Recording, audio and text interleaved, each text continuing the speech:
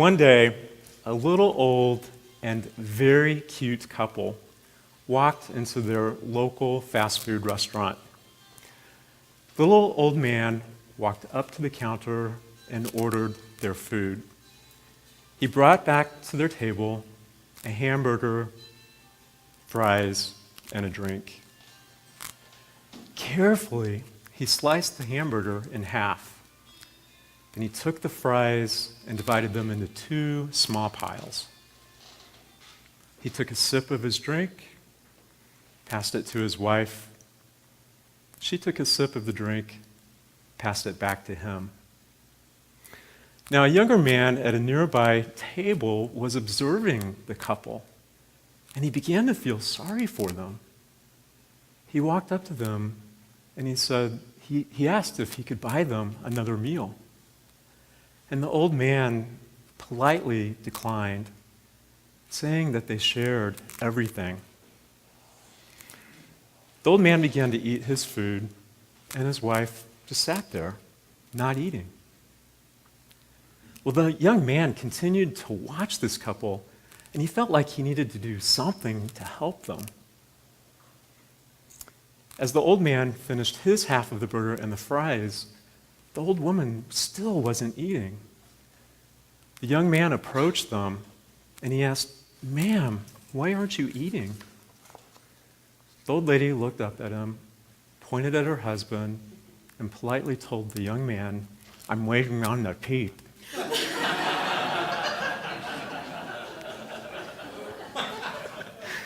Now, in this story, it is clear that the young man did not understand the elderly couple's situation. He didn't have all the facts that he needed to come to the right understanding. Think about this for just a second.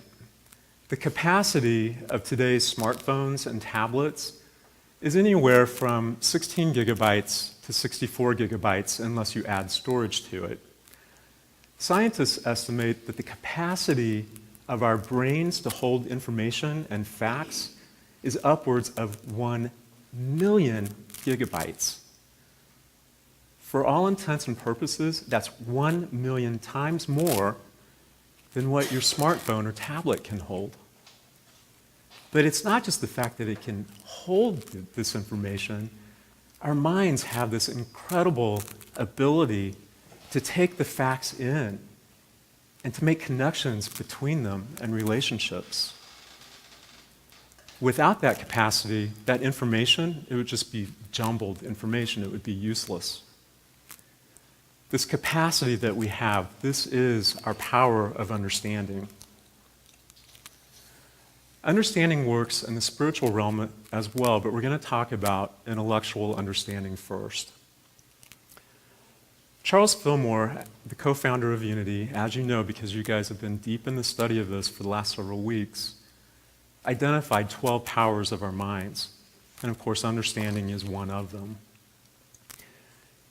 And he associated each one of these powers with a disciple. In the case of understanding, the disciple is Thomas.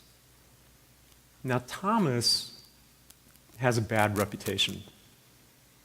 He's harshly judged because he wanted to be able to see and feel the wounds that Jesus got as a result of the crucifixion. But Mr. Fillmore says that it was Thomas's nature to question things, that he was naturally curious, and his intellect would only accept those things that he could touch and feel and sense. And that's not a bad thing. It's not a bad thing at all. That's what our intellectual understanding does. That's how our intellectual understanding works. It takes in facts through our five senses, and then using the logical, analytical parts of our brains, it processes them. And this is how we primarily use our understanding in relationships to other people. Going back to the young man and the elderly couple, he took in what he could see with his eyes, what he could hear with his ears. And he came to the conclusion that the couple didn't have the money to buy 2 meals. But even when they told him that they shared everything, he still didn't have enough information to come to the correct understanding of why the woman was not eating her part of the meal. Understanding is fueled by our desire to satisfy our curiosity, our yearning to know how to accomplish things in our lives, how to be successful in our lives. Understanding is a process, and we obtain it in one of two different ways. It can dawn on us gradually, like a really slow burn, as we work with what we know over and over again until we finally get the understanding that we need. Now, most of you will be able to relate to this. Think back to the time that you first were learning how to use a word processor. You didn't know how to make a word bold, necessarily. You didn't know how to italicize it. You didn't know how to get rid of your typos. Now, you might have taken a class, you might have read a manual, but it still didn't make any sense. But the more that you started to work with the program, the more things started to come together until you had an understanding of what you needed to do. And over time, you may have increased your proficiency so much that you learned how to take shortcuts within the program. I actually had this kind of an understanding happen to me yesterday. We got a new washing machine, and the operating instructions took over 7 pages to describe how to do a load of laundry. I felt like I needed a college degree in washing machine in order to do a single load of laundry. Now, I read through that whole entire 7 pages, and even after reading all the directions, I still was confused about what I needed to do. I had to actually get the clothes in the washing machine and go through a few cycles of knowing what settings to use, learning when I could open the lid, when I had to keep it shut. But the most important thing, I had to understand that I needed to give up that the way I used to do a load of wash wasn't the way that I needed to do it now. And when I finally let go of that, things started to work a little bit better. Now, in addition to the slow burn method of obtaining understanding, we can get flashes of understanding or insight that happen instantaneously. There's a Chinese proverb that says, "When you cease to strive to understand, then you will know without understanding." These are those times that maybe you're working on a problem or a challenge, and you've left it completely alone. You're driving down the road, eating lunch, or doing something completely different, and all of a sudden, you get that understanding in your mind. You now make sense of something that you couldn't make sense of before. Now, one of the most famous examples of this kind of insight that comes in a flash was with the scholar Archimedes. When he stepped into that bathtub, and he came to understand that the amount of the water that he displaced in the tub was equal to the volume of the body part that he had submerged into the water. Now, the story says that when he got this flash of understanding that he yelled, "Eureka!" and he ran through the streets of the city naked.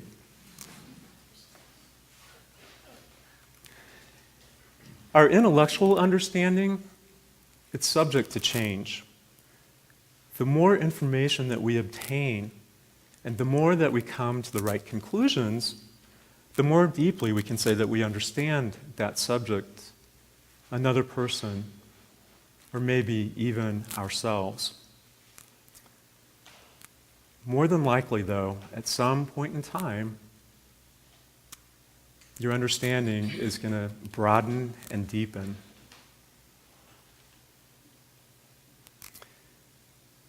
Understanding works very closely with our other powers of the mind, and especially that of wisdom, love, imagination, and our will. Understanding and wisdom are so closely linked that they can be really, really hard to distinguish one from the other. Passages in the Bible and nearly every other spiritual leader's work that I've ever read almost always mention wisdom and understanding together and seemingly interchangeably. Here's just one example from the Bible. This is from Proverbs 4, verse 7. Wisdom is the principal thing. Therefore, get wisdom. And with all thy getting, get understanding. Now, I know that you guys have already studied the power of wisdom. It's our ability to discern, to judge, as well as receive intuition.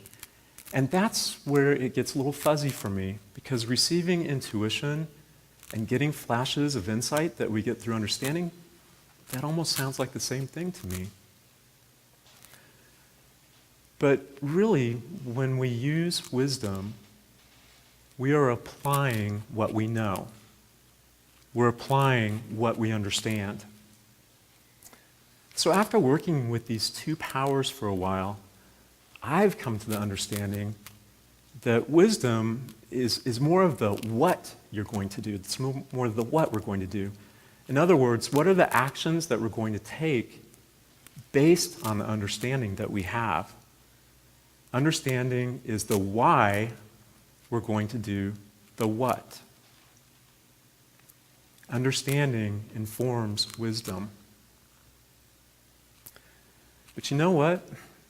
That can't be the end of the story, because love has to come into play too. It has to inform our understanding and wisdom as well. Because understanding and wisdom without love can be cruel and cold-hearted. And here's just an example of that kind of a wisdom.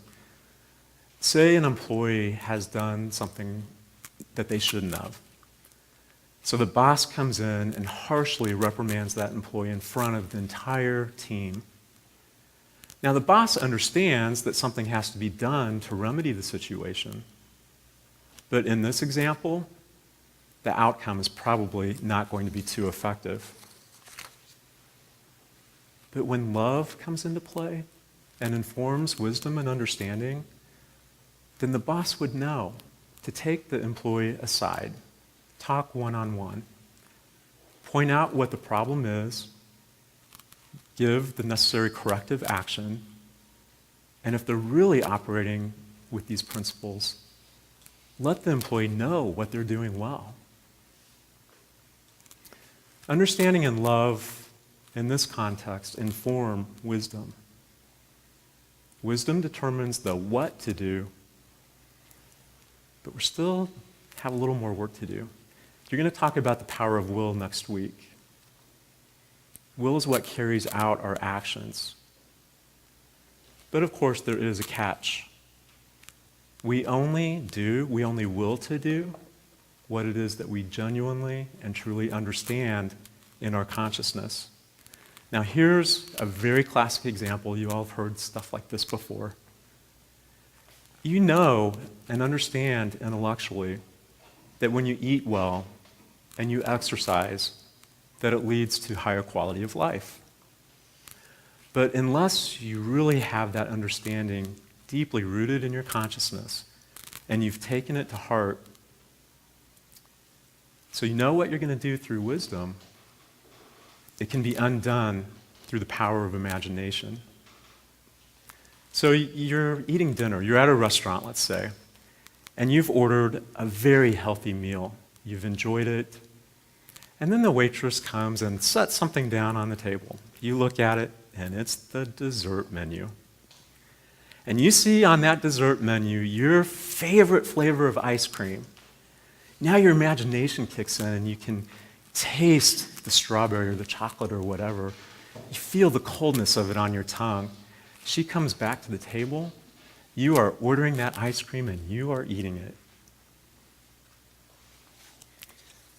So in the way that I'm describing understanding, we may intellectually know something, and we know, in this case, that we shouldn't eat the ice cream, but we don't have a genuine, true understanding that enables to take that into action. I hope that makes sense. Most of us take a look at our world outside of us, and we see or we hear in the news acts of violence against people because they're the wrong religion, they're the wrong color, the wrong sexual orientation, the wrong gender. We hear of acts of war and genocide. Depending on our own beliefs and our current understanding, we will tend to judge the perpetrators of these things very, very harshly, probably even condemning them. Now, others with a different understanding will actually side with the perpetrators, and they'll see them as the victims rather than the other way around. We see, we hear, we experience the politics here in the United States and globally. We have a tendency to judge one side as being completely, absolutely right, and the other side as being completely, absolutely wrong. We might look at ourselves and the circumstances of our lives and judge those harshly as well. We might say things like, I'm fat, my nose is too big, I'm not spiritual enough, I'm not smart enough, I don't have money, on and on. Using our intellectual understanding only, we see the world as being very, very imperfect. And we see ourselves as imperfect.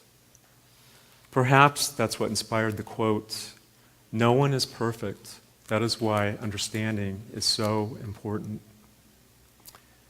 When we look at the world with just our five senses and our intellectual understanding, we're often told that we should try to put ourselves into another person's shoes. And that is a great practice, but it's only a starting point. Which brings me to spiritual understanding that we get with intellectual understanding. It has its limitations, and that's especially true when it comes to understanding our own true nature and the true nature of everyone else. In the Bible, John the Baptist represents an intellectual understanding. He prepared the way, but it wasn't enough to get the job done. Intellectual understanding precedes spiritual understanding. And of course, in the Christian tradition, Jesus represents spiritual understanding. We have to have both. It starts with the intellectual, but then we have to add to that the spiritual inspiration and guidance that we get. This inspiration, this intuition, this deep, deep knowing, it wells up from the inside of us, from that spiritual part of ourselves. And it goes way beyond intellectual understanding. Because when we get this, there's no possible way that the five senses and intellectual understanding alone could have provided it to us. Knowledge and understanding of the intellect can be bought and sold. But there is no way that that is the case with spiritual understanding. Spiritual teachers, they can point the way with their lessons and their words, but you have to do the work. And just like intellectual understanding, you can come by spiritual understanding through that slow burn method, and I think that's probably the case for the vast majority of us, where you grapple with spiritual ideas until they take root in your own consciousness. But you could be one of those lucky ones that receive the flash of spiritual understanding. And you might actually get that while you're praying or meditating. In the spiritual realm, understanding is our ability to know that divine mind, God, stands underneath all things. And it's also our ability to understand and know how these 12 powers that we're studying, actually reveal our spiritual nature. It's a knowing that goes beyond the intellect to include our hearts. And just like intellectual understanding is driven by the desire to satisfy our curiosity and the desire to more deeply know how to be successful in life, spiritual understanding is driven by our deepest desire to become aware of our own divinity and the divinity of every other soul. William March, in his book, How to Use Your 12 Gifts from God, says, there is only one real thing you need to understand. The truth that stands under all changing facts and circumstances is God. There is only one power, one presence in the universe, and it stands under all things. To know this is to have spiritual understanding. Spiritual understanding has us perceiving and knowing God as love, God as life, as wisdom, as power. It knows beyond a shadow of a doubt that those things that are God are also expressing in us, through us, as us. It's this kind of spiritual understanding that lets someone like Peter Mayer create a song. Everything is a miracle. Everything is holy now. To be able to genuinely see that takes a spiritual understanding. How do we get this spiritual understanding then? Or how do we deepen the spiritual understanding that we already have? Well, Charles Fillmore says that there are two ways that we can get understanding.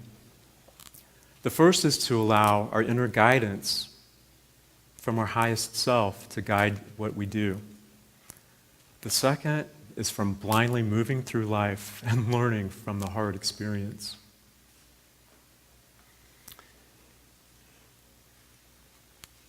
To get spiritual understanding, the very first thing that we have to do is to recognize that we have the desire to do so.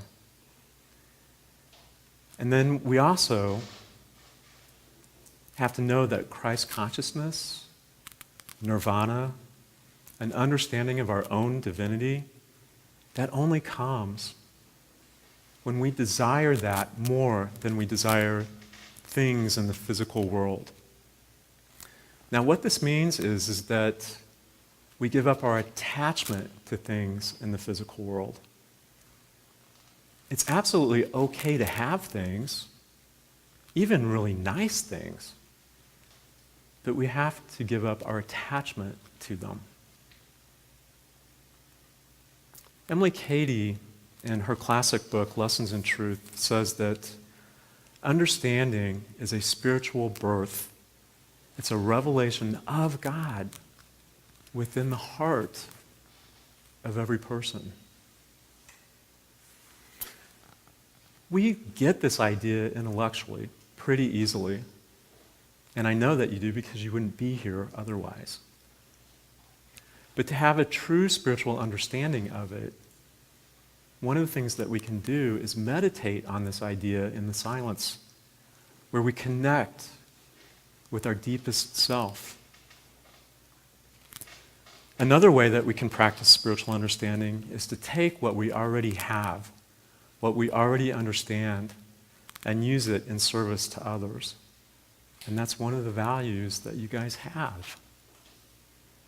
We start with this intellectual understanding that we're one with God and one with each other. And that intellectual understanding, it might inspire us to go help someone who's in need. And that doesn't have to be a huge life-altering action that you take or taking on some large volunteer commitment, although it could be.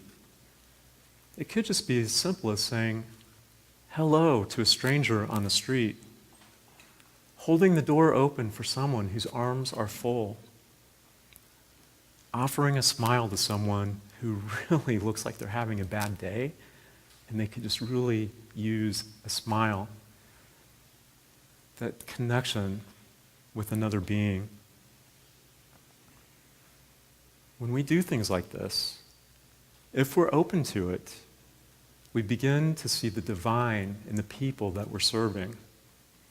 We begin to have the compassion for them that the spiritual masters had that came before us. And as we begin to see the fruits of our service, our desire to serve increases. We see more fruits, and the cycle continues, reinforcing the giving and the receiving, and it gathers momentum. Eventually, the truth that we've wrestled with intellectually becomes firmly rooted in our consciousness. And then we know from deep within that we are divine beings, one with God. And it's from that awareness that we receive everything that we need to experience joy, love, peace, prosperity, health.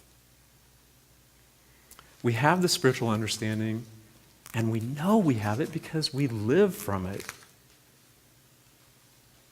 We get to a point that we understand that our words can be used to build up people or tear them down. And so we understand that we must choose our words incredibly carefully. Maybe that's why the Buddha said that understanding is the heartwood of well-spoken words. We begin to see and understand people in a very different light, even those whom we strongly disagree with, even those whom we saw as an enemy in the past, even those people that we just simply have not been able to forgive up until now. We see them through the light of love, the light of the divine.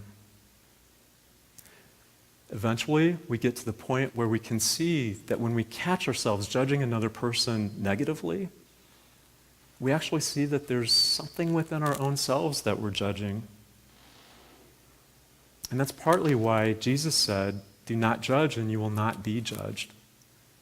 And it's this kind of spiritual understanding where the phrase, "Don't judge a book by its cover," came from. I had to practice taking an intellectual understanding and bringing it higher into spiritual understanding when it came to this very service. Now, I'm sure that it won't come as a surprise to any of you, based on how you've heard me talk today, that I most resonate with Charles Fillmore's ideas of practical Christianity. I grew up in a really traditional, conservative, Protestant family. And even though I feel like I had some religious abuse there, I find that I still have the most affinity for the words of Jesus and the scriptures in the Old and New Testaments. And especially now that I understand those scriptures in a very different light than what I'd been brought up with.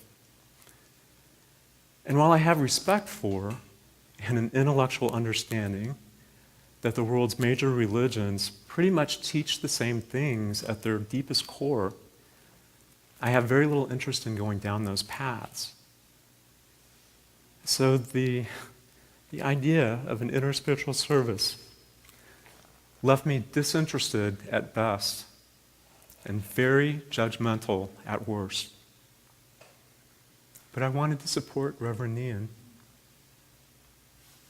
And I wanted to support the service. So when my duties as an intern at the Unity of Independence were completed, I began coming here when I could. And even though I had this desire to support, I still came here with a judgmental chip on my shoulder. And for that, I deeply apologize. Because, you see, I got a much deeper understanding of what the service is about last week. And I got that because I was willing to attend and to open my mind just a teeny little bit. I had my breakthrough in understanding last week when I heard what the core values of this service are. And even though I don't remember the exact words, what I took away is the importance of community, of love, of being of service, of building each other up. Now that I can get behind. It is, after all, what Jesus taught.